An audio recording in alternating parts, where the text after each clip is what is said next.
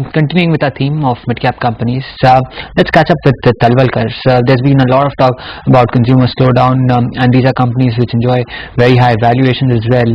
Anant Gawande, CFO of that company, is now with us. Thanks for joining us, Anant. As I said, there's a lot of talk about consumer slowdown and consumers keeping away from premium products, even the FMCG space. What's been your experience at Talwalkars? Have you witnessed any kind of a slowdown?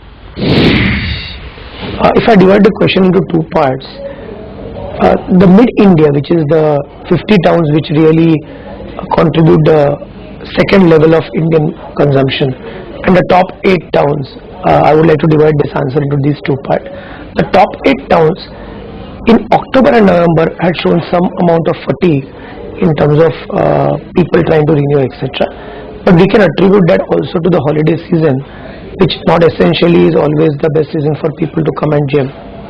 December has been a fabulous pickup month, and people have come back to gyms.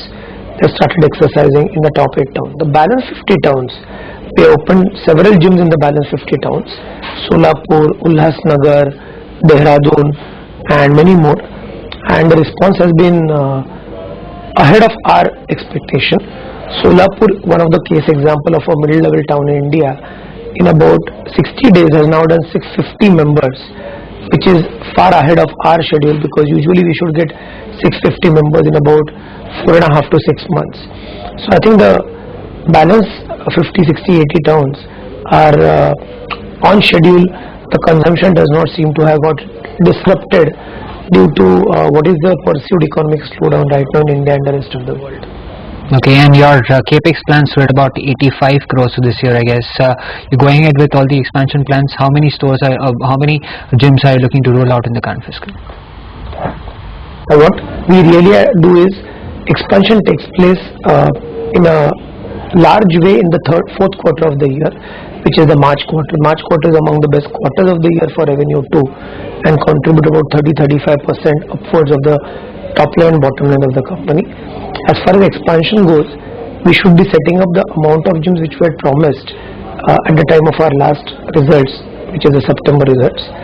Almost 18 to 20 gym work, health club and gym work is going on all over India. We should be adding 12 more cities as per my estimate. Bhavnagar is opening day after tomorrow. We're immediately after that opening Gandhinagar, Jamshedpur. These are, as you can make out, all the middle India towns, tier 2 towns, and 12 cities will add. So we'll go from 58 to about 70 cities in the next 90 to 120 days. What has been the response to your hi-fi gyms in the tier 2 cities?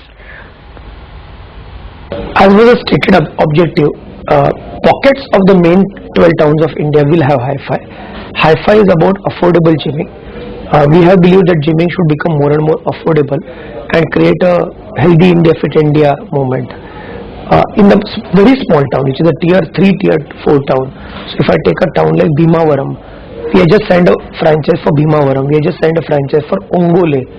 So these kind of towns are really the ones where we are going to concentrate a significant amount of our energy on hi-fi. Out of the gyms which will open in the next 3 to 4 months, I would say between 5 and 6 gyms, maybe 5 and 7 would be of hi-fi. The rest of them will be of Talwalkars.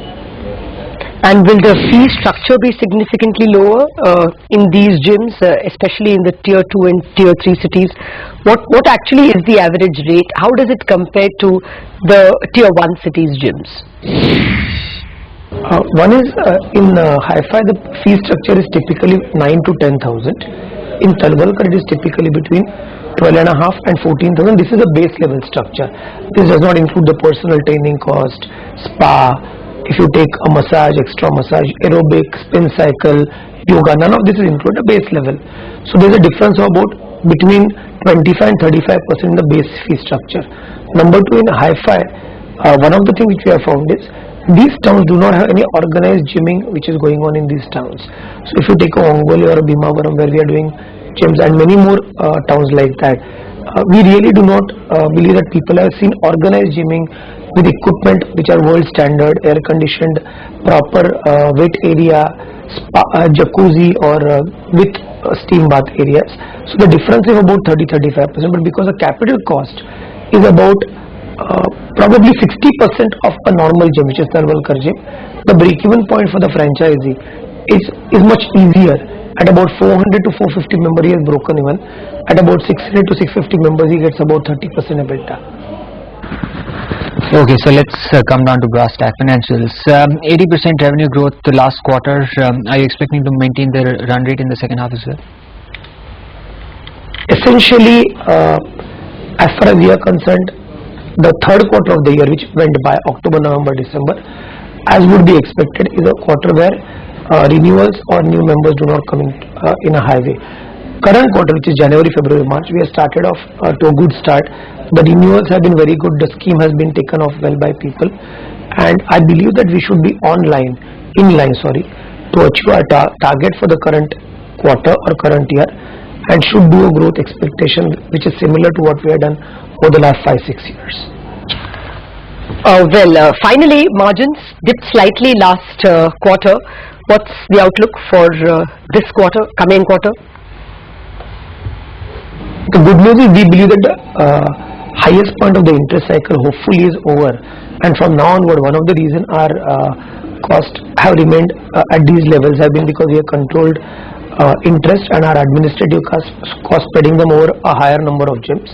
I think margins should not get affected at all. There is no pressure on margins in that sense, because more and more number of gyms are taking care of our central administrative cost. Our other costs are only basically rent, electricity and salary, which remain at gym level. So if the central cost gets spread out, the margin continue to be robust. I don't think there should be any reason for concern in the margins right now. Leave it at that. Thank you very much for joining us, Gawande, with your thoughts on